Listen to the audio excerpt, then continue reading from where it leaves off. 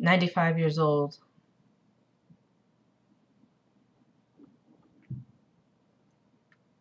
I plan on living that long. I don't have a script. I haven't figured out everything I was gonna say. I had an idea before I got on here, but for the first time, for reals, I'm directly affected in a big way by the death of a public figure. And it hit me like a ton of bricks, and I don't even really understand it, but everything in my body is just trembling, and it's because I need to do something. I'm tired of not doing anything, and I'm not who you think I am. You think, if you've known me, if you've seen what I'm up to, I'm always doing something, right? But I'm not actually doing what I really, really want to be doing, not in its full entirety. And the death of Nelson Mandela, even though I don't necessarily, follow everything that he's been doing over the last 10 to 20 years,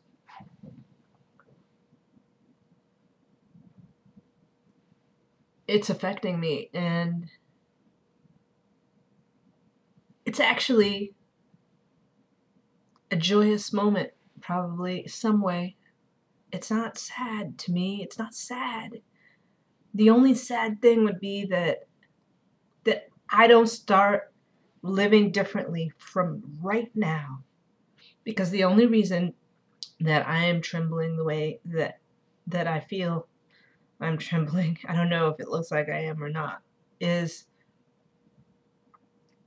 because it's time for me to take more action. It's time for me to speak up and say exactly what I've been thinking, despite whoever I might piss off. This man spent 27 years in prison just for trying to get rights for his people. They even tried to release him on conditional release a couple of times, and he was like, no, hell no. I'll just stay here until you release me with no conditions. He was not willing to compromise. He could have died. They could have killed him. But he escaped death, him and a few others. And then he lived this fat life. 95 years old. After his release from prison, he becomes the president of a nation. And he lives this fat life. I want to live a fat life.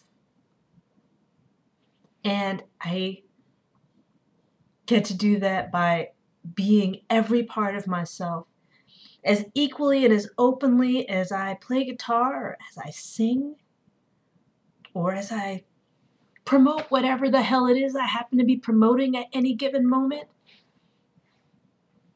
I gotta fucking speak up. There's so many things, so it's not like I can say it all here. But there's a couple that I can say right now. Clearly, I'm not exactly who you think I am, because the militant thoughts and feelings and desires that come up inside of me every day, that I quiet down because I go, oh, it's not time yet. It's not time to share this.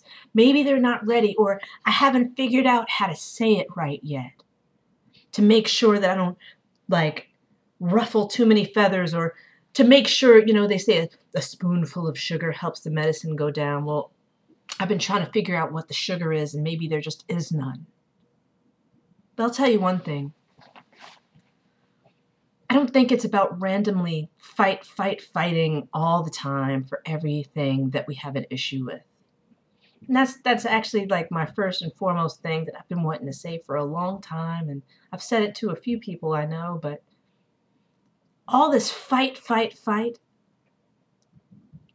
let's really back that shit up with just real action in our lives and how we deal. There's so many isms running around, and so many different, you know, identities that matter or don't matter really in the grand scheme. Why? Because we're all beings on this planet and we all get to share the same space.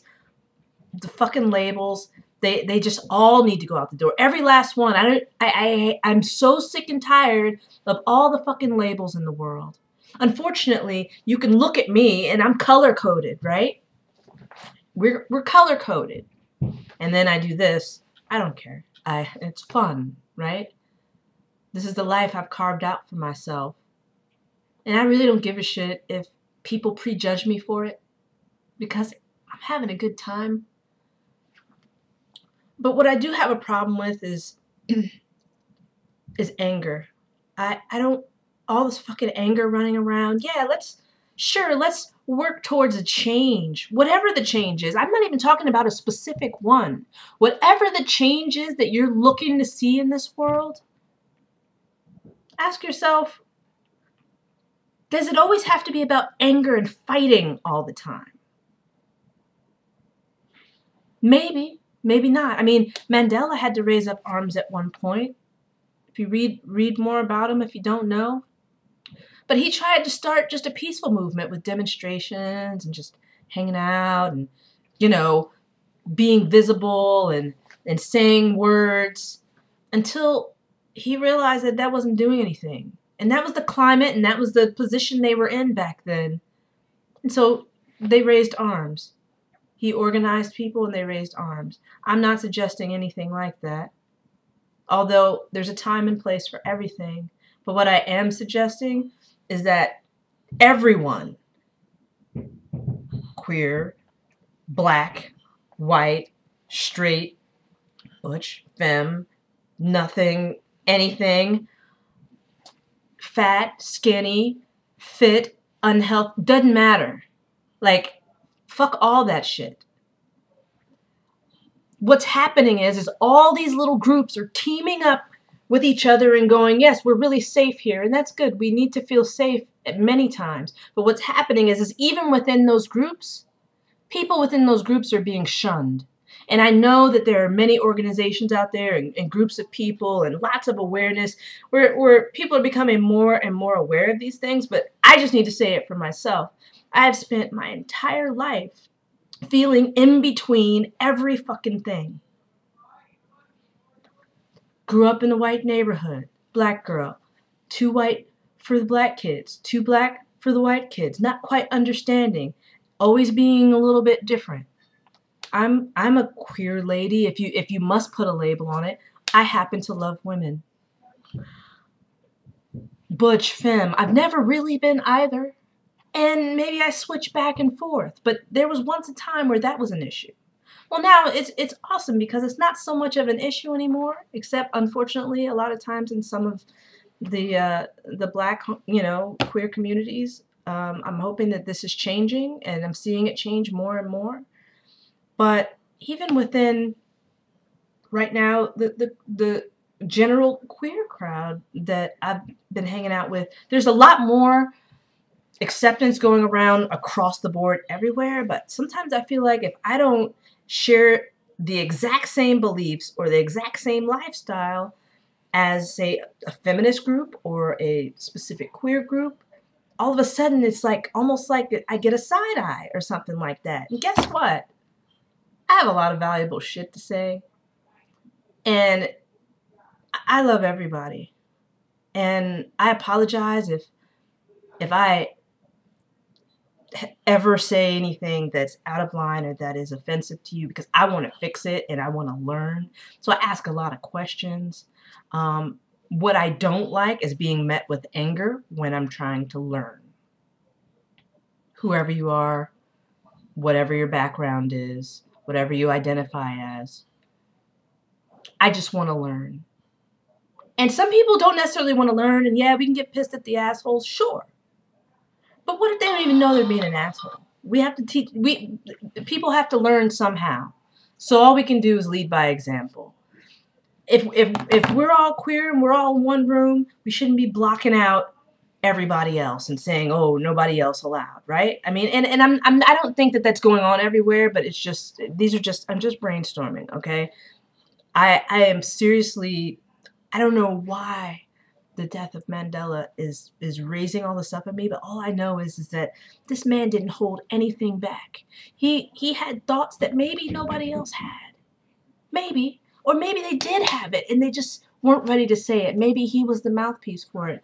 These things, I am just venting. I'm not saying I'm going to change an entire world by it, but I get to be me and me completely open, and get rid of all the bullshit and all the bravado that I tend to bring with like performance stuff. This is me, and it's not going to come out perfect because I didn't rehearse it.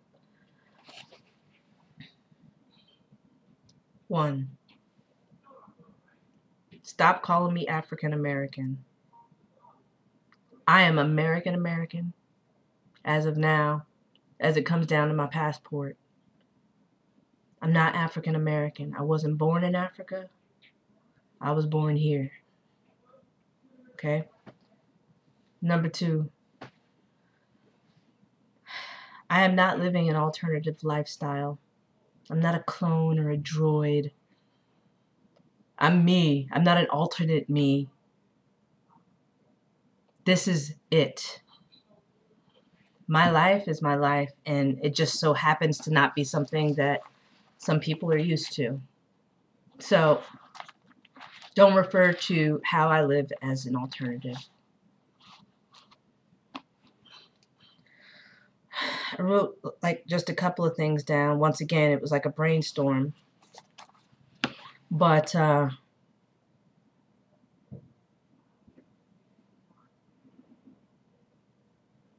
you know, I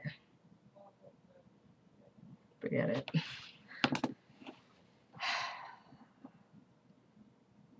From this point forward, the shit that I have to say is going to be said. And my platform may not be as big as I have always dreamed that I could make it, so that then I could say these things. But that's not the point, because if I can even just make a difference in one person's life, you, whoever, that's all I need. It's all I need to know that my existence here counted for something. I am not anything that you want to call me except a being. You are a being, I am a being. All the other little things that we can see with our eyes, if we have vision, doesn't matter. I am not of this world. I am of spirit. I am of love. And that's all that matters to me, is love. And love does not ever need to be limited. Whatever society has created behind the institution of marriage or love or however it's supposed to be, it's blocking you. It blocks us if we give into it. If we just go with that flow, it's safe. Why? Because that's all we've ever known. Because that's what they've taught to us since fucking embryos. Love is not ever meant to be limited in any way. Ever. Fine, if you want to be monogamous with someone, that's cool. But if you don't, that's cool. But regardless of what your choice is, please understand that you have the choice to love infinitely. Why would you only limit yourself to loving one being? What if somebody else just wants to love you too? And it has nothing to do with physical. I'm not getting freaky here. I get freaky in other places. This ain't about freaky. This is about love. And if I could give and receive love with hundreds of people, love is power. There's things, people say God is love. There's many different things and sayings and ideas around love. Stop cutting yourself off from love. Stop cutting your partner off from love. You can still have a commitment. If you want to have a contract with each other that says, this is what I'm okay with and this is what I'm okay with, fine. But consider letting go of the idea that there's such thing as emotional cheating. We need as much love as possible in this world. And the reason that there is so much hate and so much divorce and so much anger everywhere is because everybody feels like they have to limit the amount of love that they give or receive. That is public enemy number one. Nelson Mandela was willing to die for everything that he believed, and it was very specifically dealing with policy and everything with apartheid and South Africa. And I know that what I'm talking about is different, but what is not different is that I'm willing to die for what I believe in if it came down to it. And fortunately, I don't think I'm going to have to die for love. Who knows? But I'm a walking dead person if I don't express all of this. Rest in peace to Nelson Mandela. I don't even understand where this is all coming from, but God damn it.